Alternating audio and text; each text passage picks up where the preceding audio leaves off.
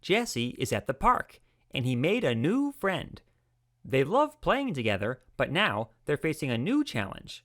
Both friends want to do the same activity, but this activity is only for one person at a time. They're going to have to take turns.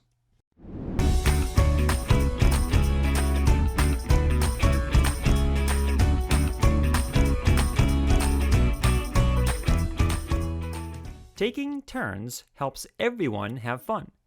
It also teaches us some very important skills like sharing and having patience, because we have to wait for our turn.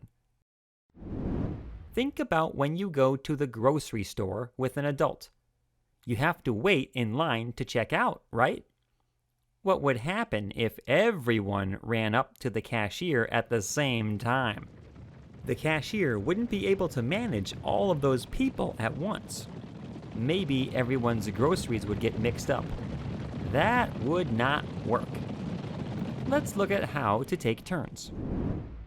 Both friends want to play with a toy helicopter. They will need to take turns. First, decide who will go first. Next, that person takes the first turn. Then, the other person takes a turn. Finally, keep taking turns until the game is over or you're done playing. Great sharing! Both people got a chance to have fun. Let's review the steps. First, decide who will go first. Next, that person takes the first turn. Then, the other person takes a turn.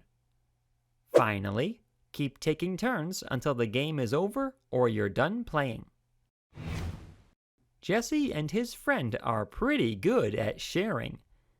They earned their Sharing and Caring badge. Share with others and earn your badge too. Bye-bye.